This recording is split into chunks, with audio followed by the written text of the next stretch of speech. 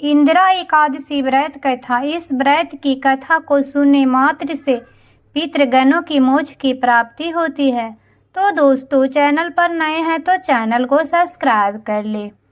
युधिष्ठिर ने पूछा, मधुसूदन, कृपा करके मुझे यह बताइए कि आश्विन के कृष्ण पक्ष में कौन सी एकादशी होती है। कृष्ण पक्ष में इंदिरा नाम की एकादशी होती है। व्रत के प्रभाव से बड़े बड़े पापों का नाश हो जाता है और नीच योनि में पड़े हुए पितरों को भी यह एकादशी सद्गति देने वाली है। राजन, पूर्व काल की बात है। सतयुग में इंद्रसेन नाम से विख्यात राजकुमार थे, जो अब महिष्मतिपुरी के राजा होकर धर्मपूर्वक प्रजा का पालन करते थे। उनका यश सब ओर फैल चुका था। राजा इंद्रसेन भगवान विष्णु की भक्ति में तत्पर हो गोविंद के मोक्षदायक नामों का जप करते हुए समय व्यतीत करते थे और विधि पूर्वक अध्यात्म तत्व के चिंतन में संलग्न रहते थे। एक दिन राजा राजसभा में सुखपूर्वक बैठे हुए थे। इतने में देवर्षि नारद आकाश से उतरकर वहां आ पहुँचे। उन्हें आया देख राजा हाथ जोड़कर खड़े हो गए और विधि पूर्वक पूजन करके उन्हें आसन पर बैठाया। इसके बाद वे इस प्रकार बोले, मुनि श्रेष्ठ, आपकी कृपा से मेरी सर्वथा कुशल है। आज आपके दर्शन से मेरी संपूर्ण यज्ञ क्रियाएं सफल हो गई। देवर्षि, आपने आगमन का कारण बताकर मुझ पर कृपा करें। नारद जी ने कहा, नृपश्रेष्ठ, सुनो, मेरी बात तुम्हें आश्चर्य में डालने वाली है। मैं ब्रह्मालोक में से एक श्रेष्ठ आसन पर बैठा और यमराज ने मेरी भक्तिपूर्ण पूजा की। उस समय यमराज की सभा में मैंने तुम्हारे पिता को भी देखा था। ये व्रत भंग के दोष से वहां आए थे।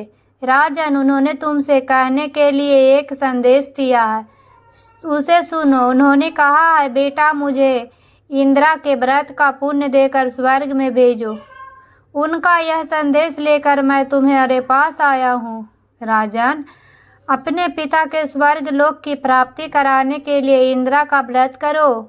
राजा ने पूछा, भगवान, कृपा करके इंदिरा का व्रत बताएं। किस पक्ष में, किस तिथि और किस विधि से उसका व्रत करना चाहिए। नारद जी ने कहा, राजेंद्र, सुनो, मैं तुमसे इस व्रत की शुभकारक विधि बतलाता हूँ। आश्विन मास के कृष्ण पक्ष में दशमी के उत्तम दिन को श्रद्धा चित्त से प्रातः काल स्नान करे, फिर मध्य काल में खान करके एकाग्र होकर समय भोजन करे तथा रात्रि में भूमि पर सोए। रात्रि के अंत में निर्मल प्रभात होने पर एकादशी के दिन दातुन करके मुंह धोए। इसके बाद भक्ति भाव से निष्ठांकित मंत्र पढ़ते हुए उपवास का नियम ग्रहण करे। इस प्रकार नियम करके मध्य काल में पितरों की प्रसन्नता के लिए शालिग्राम शिला के सम्मुख विधि पूर्वक श्राद्ध करे तथा दक्षिणा दे। ब्राह्मण का सत्कार करके उन्हें भोजन करावे। पितरों के दिए हुए अत्रमय पिप सूंघकर विद्वान पुरुष गाय को खिला दे। फिर धूप और गंध आदि से भगवान हृदय केशव पूजन करके रात्रि में उनके समीप जागरण करे। तत्पश्चात सवेरा होने पर द्वादशी के दिन पुनः भक्ति पूर्वक श्री हरि की प्रार्थना कर उसके बाद ब्राह्मणों को भोजन कराकर भाई बंधु नाती और पुत्र आदि के साथ स्वयं मौन होकर भोजन करे। राजन, इस विधि से आलस्य रहित होकर तुम इंदिरा का व्रत करो। इससे तुम्हारे पितर भगवान विष्णु के वैकुंठ धाम में चले जाएंगे। भगवान श्री कृष्ण कहते हैं, राजन, राजा इंद्रसेन ऐसा कहकर देवर्षि नारद अंतर्धान हो गए। राजा की बताई हुई विधि से अंतःपुर की रानियां पुत्रों और बेटियों सहित उत्तम व्रत का अनुष्ठान किया। कुंती नंदन व्रत पुत्र होने का आकाश फूलों की वर्षा होने लगी। इंद्रसेन के पिता गरुड़ पर आतुर होकर श्री विष्णु लोक धाम चले गए और राजर्षि इंद्रसेन भी अकंटक राज का उपभोग करके अपने पुत्र का राज्यभार बिठाकर स्वयं स्वर्ग लोक गए। इस प्रकार मैंने तुम्हारे से इंदिरा व्रत की महात्म्य का वर्णन किया। इसका कथा पढ़ने और सुनने से मनुष्य सभी पाप से मुक्त हो जाते हैं। तो दोस्तों, कथा अच्छी लगी तो दोस्तों में शेयर करें और चैनल को सब्सक्राइब करें।